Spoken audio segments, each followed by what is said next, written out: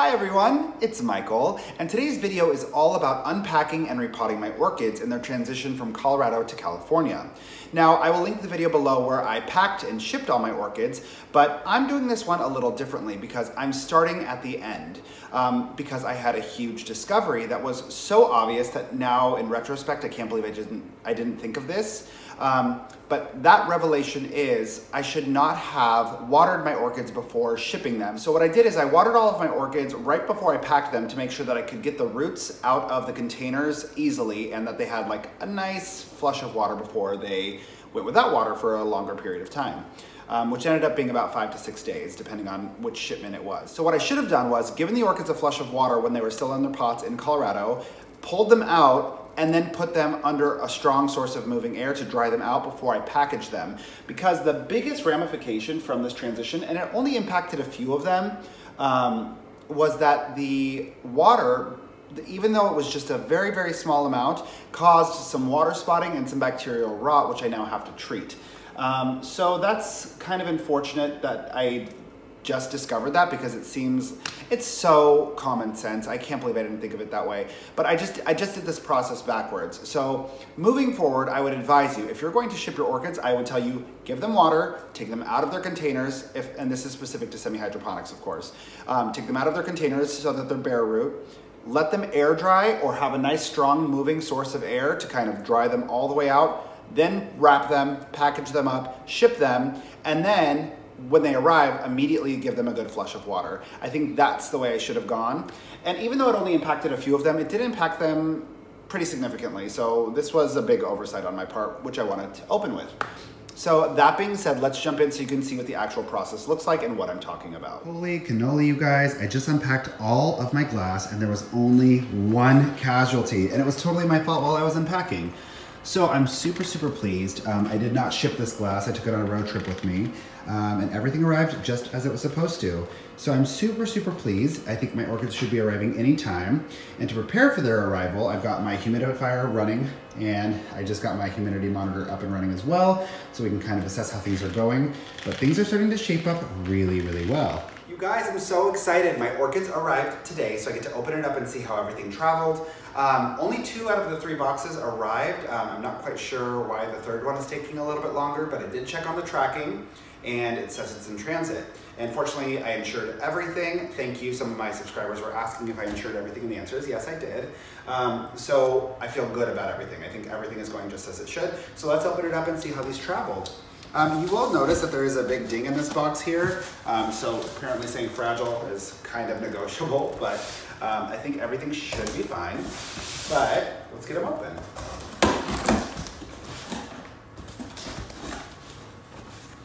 All right, guys. So let's take a peek. And the first thing I'm noticing is the package is just a little damp, but here's number 28. This is my Cattleya Mini Purple Blue Hawaii, so we'll start with that guy.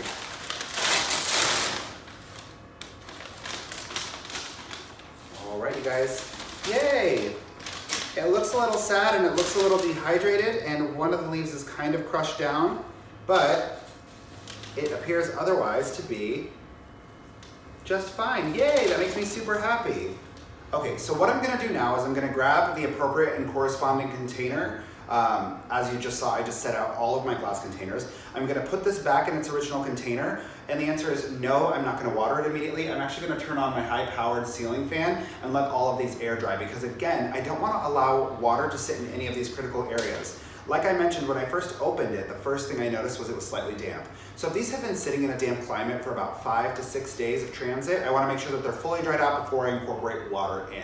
So that's what I'm gonna do first. All right, you guys, so I've gone ahead and grabbed his container, and I'm just gonna prop him right back up as if nothing had ever happened. There he is, and he's just gonna hang out there for maybe just 1 day, and then I will go ahead and get him fully repotted back into semi-hydroponics. Now I'm gonna continue along with this process with all of my other orchids and just get them back into their original container, but not fully repotted. So I'll set this guy to the side and we'll come back and do it again. All right, so now let's take a look at one that was a little bit higher liability. So right here I have number 31. This is my Pacific Wild Willy Bingo Oncidium, and as you may remember, this one is in spike. And also, when I did my packing and shipping my orchids video, I showed you how I notated it. So I know it's in spike because it says FS, this way up, number 31.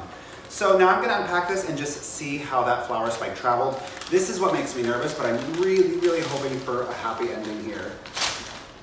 Okay, you guys. See, now here's something that's kind of weird to me. This entire pseudobulb looks like it's yellowing, but the flower spike is very much intact. The root ball is clearly very healthy, and everything looks to be going just as it should. That's so strange. It just has a yellowish tinge to it, but everything seems to be just fine. So now, just like I did with my Cattleya, I'm gonna get this guy situated into his original potting container. I'm just gonna gently place him in there so he can dry out with the air, the moving air current. Just back right on in there. And some of you were asking if I had labeled the glass containers. The answer is no, I didn't label which is which, and the reason I didn't is because I'm neurotic and compulsive enough to just remember which goes where, but you can see it's fitting exactly where it's supposed to. And the way that the root system has expanded, it's gonna support itself and just hold itself upright, which is fantastic. So this is the general snapshot of what I'm doing. This is the general procedure and protocol that I'm going to observe with the rest of the orchids as I unpack them. So I'm gonna get everything back into their original containers, and then we will talk through the next step. All right, guys, so this is the one I've been waiting for. The third package arrived today. Again, it was a little bit mishandled, which makes me feel just slightly alarmed because it's on the side. I can see the flower spike right here through the box, which makes me feel a little alarmed. Well, let's get it opened up and see what we've got inside. Ooh, this makes me nervous. Okay guys, this is the moment of truth. I'm so nervous. Please, please, please let this guy be intact. Let's see if the flower spike made it all the way safely. Oh, I'm nervous.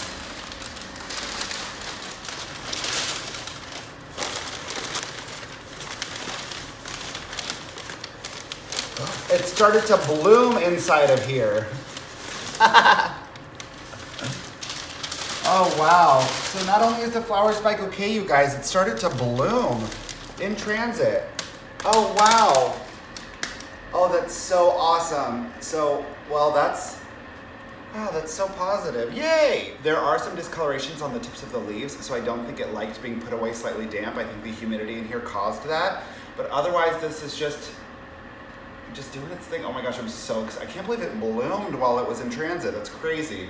But yay, it came! All right, guys, so a whole day has passed. I've just left them bare root with the ceiling fan running on high to help dry out everything that could have gotten in between the leaves or any areas that could potentially cause rot. And I wanted to show you the ones that are struggling or have a problem. So let's start, this is number 42 here. We'll take a look at this one. And I called this before we even put it into the transition. This has been struggling for a while. This is my Spathoglotis plicata. And it's just, you can see all of the leaves are yellowing. It just is not doing super well. I'm super on the verge of just discarding it, which I've never just given up on an orchid. And I'm not going to yet because there's still just a glimmer of hope. I don't know if you can see right at the base here. There's a new growth and there is some new root growth on it. But I don't know that that'll be enough to sustain this plant. I'm gonna try to save it, but I might very well be doing an loving memory video for this guy soon. Onto this guy. This one breaks my heart. But you know what? When I was packing this up, when I was packing my orchids, there were two orchids that I knew I messed up on as I did them. And one was this one, which is number 24. This is my Miltonia Sunset, which breaks my heart because Miltonia Sunset is probably my favorite orchid. I've never gotten this one to bloom, but just the images of it, it's just such a striking plant to me. So if I've killed this one, I'm gonna be so pissed at myself. But when I was taking it out of its container, it was struggling to come out, so I inverted the entire thing, and of course, water went all over the plant. I tried to dry it, but I was in a rush, and so I knew I had gotten it wet everywhere, and what that did is really, really evident.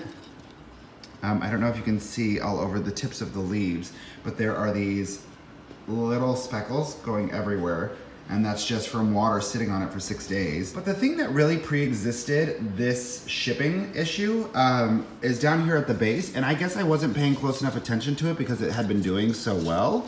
But my Miltonia Sunset has a bunch of pseudobulbs that are rotting that I'm gonna have to remove. Look at these orange pseudobulbs, and you can tell obviously they're super mushy. But it's on 3 big pseudobulbs, 4 big pseudobulbs. So that's unfortunate, and I'm gonna remove all of them I'm scared because I've been reading a lot of literature online about this, and people are saying, well, once it hits this point, it's a goner. And I would just cry because I couldn't find this plant anywhere, and I bought it from Poland, and I had it shipped, and I waited forever. So I'm gonna try my best to save this guy. I also called this one before we went into the transition. This is number 9 in my collection. This is the keiki that I took from my mom's plant. It is just so sad and desiccated, and it just has some root growth. It's just trying its best to hold on. I am going to do the tea bag treatment on this. Over this way, I have number 13. I talked about this during the March Orchid Collection update, which I will link below. But you can just see, the fan is just not doing very well, but it made it through the shipping just fine. It's just kind of the tips that's really frustrating me. But my friend Andrew from Andrew's Orchids gave me a really, really great idea. So I'm gonna be changing up my frag setup here shortly, and I will keep you guys posted on that, but I'm super excited about it. And the last one I'm concerned about is number 8 in my collection. The flower spike did just fine, but similar to what happened with my Miltonia Sunset, I was struggling to get it out, and then I got the leaves all wet, and now look what's happening to the leaf. Oh, it's just like turning this really unhealthy shade of yellow. So I think as I get these repotted, I'm going to use my sterilized cutting tools and just start removing all of this yellowing or rotting or whatever the issue is with this, all of this matter that is just not performing super well. But the plant otherwise looks very, very healthy and unbothered. So now that we've talked through that, I'm just gonna go ahead and start the repot process. And that's pretty much it, you guys. I hope you found this video educational and informative, because I know that I found the process extremely educational and informative. But thank you guys for coming on this journey with me. Thank you for being open to learning alongside of me, as opposed to me standing on this platform and teaching you, because I'm still learning myself. And I love you guys so much. I'm so excited about this new apartment. I'm so excited. The orchids, I don't know if you can see, they're all just starting to perk back up. They are really, really getting there. I'm super excited because the transition and the most difficult part is done. And so many of you have been asking, and the answer is yes, I will do an apartment tour, but not yet. You can kind of see Justin and I are starting to get settled. We're starting to get situated, but it's not quite as adorable as I want it to be before I show you guys. So look forward to the apartment tour that will be coming up. Thank you so much for choosing to spend your time with me. If you have any questions, concerns, or feedback, go ahead and leave it in the comment section below. Don't forget to click subscribe, and have a beautiful rest of your day. Mwah! Bye, guys.